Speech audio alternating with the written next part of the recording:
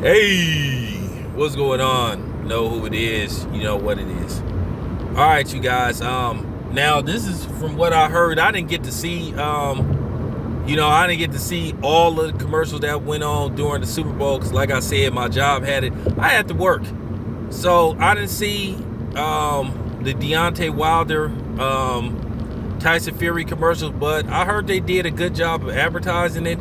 Now, keep in mind, the Super Bowl is probably the most watched program, basically on Sundays in February. It used to be at the end of January, but now it's in February. So, from what the charts are saying, shout out to Champ Side and a lot of other people saying that, a lot of people have an interest in this fight. Now, this is my thing. This is just real talk. If, in fact, which I'm hoping for, if Wilder versus Tyson Fury does over 1 million pay-per-views, which I hope it does, the door could open up big time for Deontay Wilder. The opportunity could open up for a possible showdown with Anthony Joshua if he chooses to take the fight. But you just heard so many things about Anthony Joshua just not wanting this fight. I just really don't understand something. This is just real talk.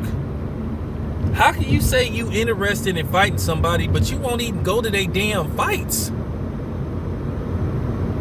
I'm just keeping it 100. This is just my own assessment. It's just hard to believe that Anthony Joshua really wants this fight. Now, as far as the Lou DiBella thing go, I really am not going to get in deep into that because at the end of the day, I haven't heard from Wilder. Until I hear Wilder's side of the story on what happened with it, then I'll just leave that alone. You know what I'm saying? I really am going to leave that alone because, like I said, it's two sides to every story. You've heard Lou DiBella's story so far, but until I hear from Deontay Wilder and the other parties involved, which we already know you're not going to hear from Al Heyman because he don't talk to the media, period. So I'm going to leave the Lou DiBella thing alone. But at the end of the day, this is a serious opportunity, big time opportunity for Wilder. I really hope this fight touches 1 million. Because if it touches 1 million, I think that'll be big for a heavyweight fight. Because I think this will be the first heavyweight showdown that did 1 million pay-per-views basically in a while. But it is an interest in Wilder. Like I said, he gives you something when he does interviews. Now, we like 3 weeks away from the fight. Yeah, about 3 weeks. Yeah, we about 3 weeks away from the fight. After this Saturday, it'll be 2 weeks. And it's getting closer and closer. A lot of people was worried about Tyson Fury pulling out of this fight. Tyson Fury wasn't going to pull out of this fight. But if Wilder and Tyson Fury does 1 million pay-per-views, it will be tremendous pressure on Anthony Joshua to try to make this fight. I know they signed for a trilogy, but at the end of the day, if it's a unification bout and Joshua is serious, then some things could happen. But if it does 1 million pay-per-views where you may have a stalemate at, because Wilder can say, hey man, you know what, I did 1 million, in the States. I did 1 million in the States. So why do I have to come to the UK? Because then Deontay Wilder can sit up there and say, hey man, what have you done on pay-per-view? You fight on the app. What are your streaming numbers? Because I'm going to be honest with you. Anthony Joshua ain't that big of a star. He isn't. He's only a star in the UK. At the end of the day, nobody really gives a fuck about what type of numbers that he's doing in the UK. That's just real. I don't give a damn about his UK numbers. What are you doing in the States? We already know the biggest fights or the most historic fights have been made in the States.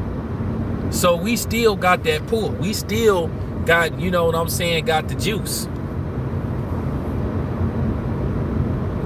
And then I know Saudi Arabia is an option, but right about now, the climate and Saudi Arabia, I would not go overseas, especially Saudi Arabia. And I definitely ain't going to, I'm definitely not going to China. Now, from what I heard, Victor Postol and Jose Ramirez got canceled. That's what I heard.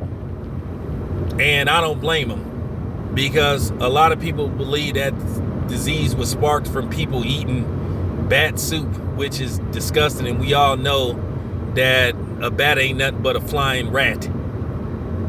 You know, let's just keep it 100. That's all a bat is, nothing but a damn flying rat. But yeah, I know I'm getting all off the subject, but I'm just having fun talking about this. But for real, if Wilder can do 1 million versus Tyson Fury, that's a game changer. He has negotiating power, because Anthony Joshua still got that L. Wilder's still undefeated. And it don't matter whether you think Tyson Fury won the first fight or not. Tyson Fury doesn't have a victory over Deontay Wilder. Hopefully, come February the 22nd, it will be one winner, not another draw. Which a lot of people believe that this fight is going to end in knockout. Most people believe that Deontay Wilder will knock Tyson Fury out. And if Tyson Fury calls himself trying to slug it out with Wilder, the fight will end even quicker. I don't believe it. Do I believe that Tyson Fury could beat Wilder? Only by the slightest margin. Some things would have to go his way. He would have to be perfect. And Wilder already admits his mistake. He got a little too happy. He got, you know what I'm saying, he abandoned his game plan. And he admitted what I said would have won him the fight. Had he attacked that, had he attacked that pudge that was around Tyson Fury's body, if he had broke down Tyson Fury's body in the early rounds, he would have broke him down. Eventually, he would have weakened him, and then it would have opened him up for a big shot, and he would have landed that right hand. Now, Deontay Wilder said that he was hurt, that he was really a one-hand fighter, and he still did good. But yeah, that's my take on the situation. They did a great job advertising this fight in the Super Bowl. And if you look at Fox Sport 1, then it's all good. This your boy Town Biz. I'm out.